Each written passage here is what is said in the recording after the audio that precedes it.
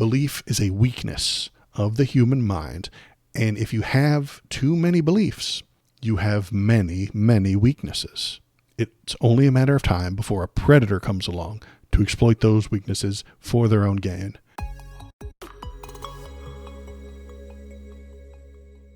The Democrats have been running around in circles for weeks, trying to figure out what happened and why it happened and what to make of it, what to make of Trump's win again. Why did he get more votes this time? Why did Kamala get fewer? Did people abandon Kamala? Is it her fault? Is it the left's fault? Is it the center's fault? Is it Dick Cheney's fault? Is it Liz Cheney's fault? I kind of think it is her fault. But the question I think that is important is there a secret to Trump's political success? Why does it seem like he can get support that no one else can?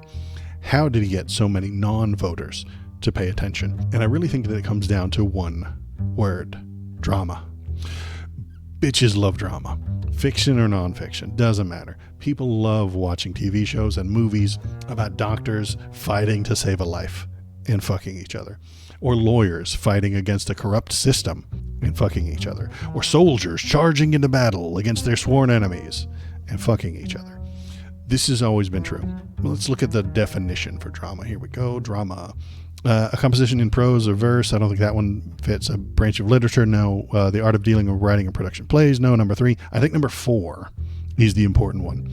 Any situation or series of events having vivid, emotional, conflicting, or striking interests or results. The drama of a murder trial.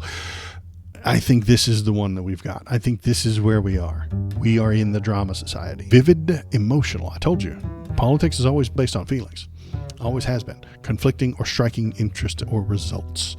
This is the secret sauce that Donald Trump has that the Dems do not have. They do not have drama. They try to avoid it. Anytime anything interesting or dramatic happens to a Democrat, they get fired. They get kicked out. Have an affair, you're done. Trump's had lots of affairs. Newt Gingrich, Speaker of the House, very important guy in politics, has had lots of affairs. Nobody cares. They keep him around. He still gets to vote. He still gets to run for president, and they keep him around because it's drama. The people love drama. Bitches love drama. Hello human, it is me Kanuch. I need you to press the subscribe button. I have to feed my many AI babies. The internet changed things. Television allowed you to find the drama that you wanted, but the people had no control over it. Young people. I know, if anybody young is listening. Back in the olden days, we didn't get to choose what was on TV. You had to know what channel and what time your favorite shows came on, and then just be near a TV at that time. And if you missed it, you missed it. Maybe, if you're lucky, your favorite show would come back on 6 months later as a rerun, but there's no guarantee for that. We didn't get to choose when the show started, when the show ended. We couldn't pause it. And we did not get to choose what got aired or what got canceled. We did not get to send anonymous death threats to the creators of the show if it made us feel complicated feelings. The internet changed things. Everyone can now be involved on an individual level with all drama everywhere. Facebook made it possible to bitch about real people you will never meet. YouTube, I'm talking to YouTube right now, has a gigantic drama section where people just bitch about what other people bitched about last week. And they just bitch about each other back and forth. Drama YouTube is a horrible place. Don't go there. And have you ever been to Twitter? It's bitches all the way down over there. The internet allowed everyone the ability to seek out and respond to any drama. And most dangerously of all, manufacture as much as they want. Drama llamas. Perfect, KVP. Thank you. And I'm fine with that on the individual drama level. If you want to create a second sock puppet account to bitch about your sister-in-law's bratty children, go for it. I don't care. If you want to create screaming arguments on YouTube about which Taylor Swift album is the least overrated, by all means do so. I don't give a damn. But recognize that you're just being dramatic. If Kanye has a beef with Drake, it doesn't actually affect me or you in any meaningful way. No matter how entrenched you are in their career, of either of them, your real life is not harmed or helped by the latest diss track. You're just being dramatic. If a woman makes a Star Wars show and you don't like it, you have not actually been harmed. You've not been assaulted. Your childhood is not an actual thing that can be destroyed. You're just being dramatic. The internet warps meaningless things into massive culture wars. It allows you to be aware of things that have zero impact on your life, become enraged about all those meaningless things, and then spend lots of time fighting against them. And drama's fine if you keep it where it belongs, in the drama sphere, away from reality, away from the law, away from the rules that guide the society that I have to be a part of. There's an old saying about bread and circuses. Let me bring this up real quick. Bread and circuses. Here it is. It's a phrase referring to superficial appeasement. This is used commonly in culture, particularly politics. In a political context, the phrase means to generate public approval, not by excellence in public service or public policy, but by diversion, distraction, or by satisfying the most immediate or base requirements of a populace, by offering a palliative, for example, food, bread, or entertainment, circuses. Originally, it was used to decry the selfishness of the common people and their neglect of wider concerns. The phrase implies the population's erosions or ignorance of civic duty as a priority. So don't pay attention to what's good for society. Just pay attention, just vote and support the person who gives you the food and gives you the entertainment. And I think Donald Trump does exactly that. That is what Trump brings to the political arena. Distraction, diversion, rather than reasoned civic policy. He brings insults, bitching, storytelling, narratives, memes, controversy, corruption, bribes, colorful characters, and jokes. He brings the drama. The news is far more fun when discussing Trump. That's the secret to his success. He is a TV game show host and understands ratings. We all spent years watching and waiting for his next tweet insulting minorities, or his next video where he misunderstands an economic policy, or his next rally where he says a wordy dirt. And then we all cheer and watch, and then we all point to it, and then I make a fucking YouTube video about it. And if you're too busy, if you're a working American, you're too busy working to afford your bread and your multiple circus subscriptions, you are not going to have time to weigh the complex policy positions of the people who are running, which naturally leads you to just support whoever's the most entertaining. The news is not supposed to be entertaining. It's supposed to be slow, methodical, and we've all forgotten that. Government business is not supposed to be exciting. Marginal tax rates are boring. A senatorial debate about VA staffing budget cut percentages is dull and ought to be. But the news media, websites, and streamers included all need to make money. They can only do that if they get views, and they can only do that if they're interesting. So in order to be interesting, they need to do bigger, wilder things to keep the audience engaged. This is the Glenn Beck and Alex Jones dilemma.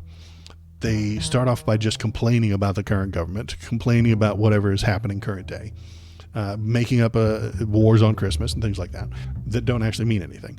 But then their audience gets desensitized to it and bored, so they have to up the ante a little bit more. And after a decade of escalation, they're screaming about extra-dimensional energetic vampires that feed off your negative emotions.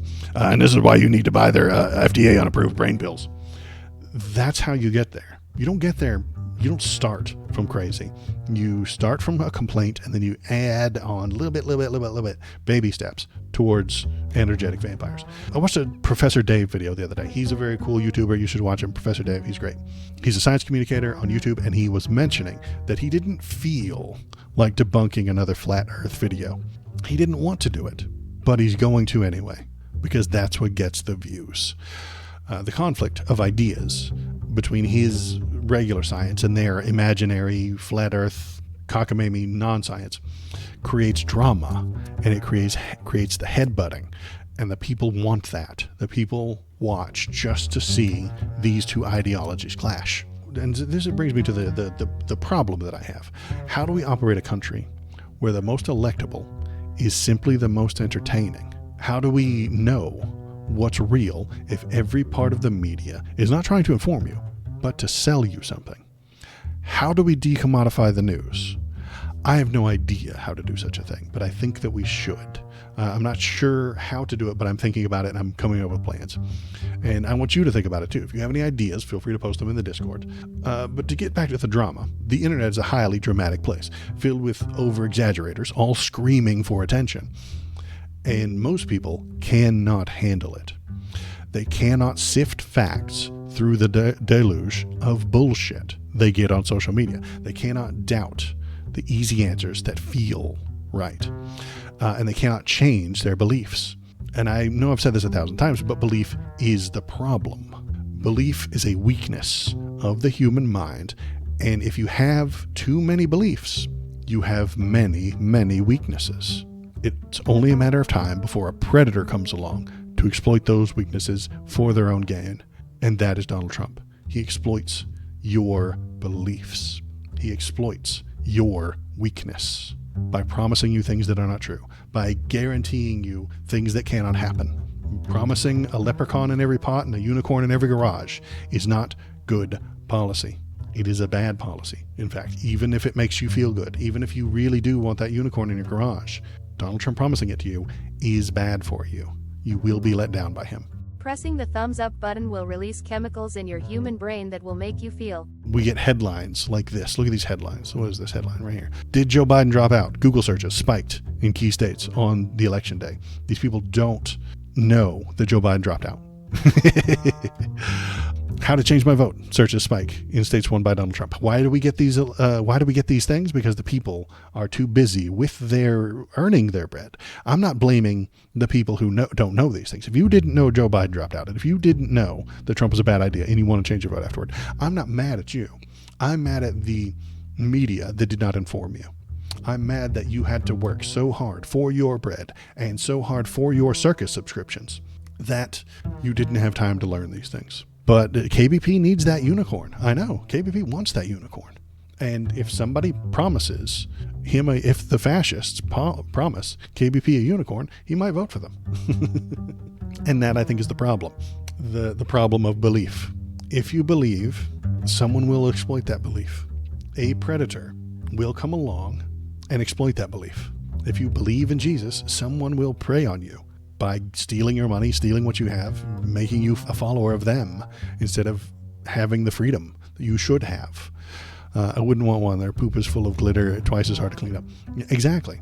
See? So this is a complicated issue. So Shinsinto's voting against the fascist who's promising unicorns.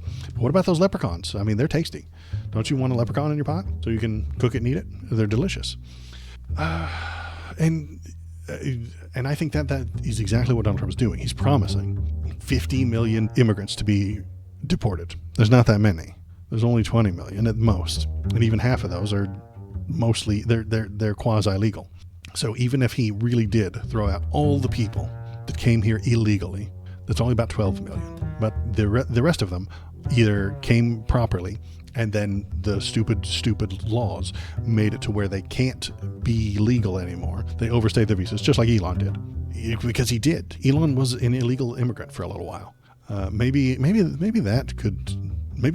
Biden could deport Elon right now, and then Trump would really like it, and then I don't know. It could be a mess, but no, they seem to be fighting amongst themselves. Joe, don't deport Elon. But he has the money to come back, and he has the money and the lawyers and the wherewithal to come back and try and become legal, And he's got all those kids that are born in America, probably. So he's got them anchor babies. Yeah, he's got anchor babies. Good job, Elon. Anchor babies. So that was my rant for today. Tell me what you think. Tell me what you feel. If you like it, you like it. If you don't, you don't. That's okay. Yeah, Sewell's, I dig it. Sewell's is in YouTube chat, which isn't showing up on screen today because I broke everything. News in the government is better boring. Be like C-SPAN. Yeah, exactly. C-SPAN is boring, and that's the way the news ought to be. Anchor babies from multiple baby moms. Yeah, exactly. And that's drama. Elon is part of drama. He really is. He was dramatic before it was cool. He was always in the drama. Multiple women, multiple babies, multiple bad ideas. He talks about how cool rockets are, and he gets drama. When he throws a steel ball in one of his cars and it cracks and breaks the thing, we all have to laugh and say, ha ha ha, you're so stupid. They're a clown show. They're fun to watch. That means they should be on TV, not in the White House. But that doesn't fly. It doesn't function anymore. The entire American electorate was raised on television. I was raised by a TV, and most of us can't get past that. So they just vote for the person that they like the best on the TV, the most entertaining, the person who makes them feel things, the person who gets them excited, the person who says the things that they wish were true.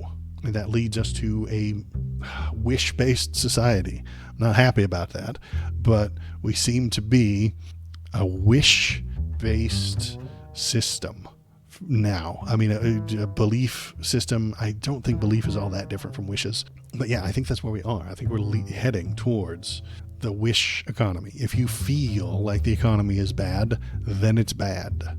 The economy is based on feelings. Always has been. If you feel like it's good, then it's good. Our entire system, sadly, is based on wishes, belief, and feelings. And I think it's honest to tell you that. For me to tell you that the thing is based on feelings, I think is an honest thing to say. But the dishonest people are going to tell you that it's based on facts, figures, logic, and the math that they hold. And so you need to listen to them. They're liars.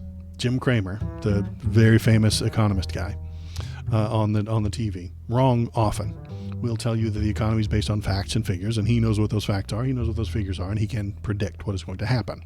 And he fails constantly. Sometimes he's correct, sometimes he's not. That's just still based on feelings. He feels like the people will feel happy about a certain outcome, and that will lead to more money. So you should put your money where he tells you, and then when everyone feels like the stock has gone up, then it will be worth more money. Then you can trade that in for money. And even the money, the currency itself, is just a feeling. I feel like I can trade this dollar bill for candy, and someday maybe that won't be true. And the whole system is based on feelings, and that makes me sad. Donald Trump is the kind of person who will warp your feelings, harm your beliefs, harm your ideas, to force his own ideas on society. I am the algorithm. Click on this video to make me happy. You wouldn't like me when I am angry.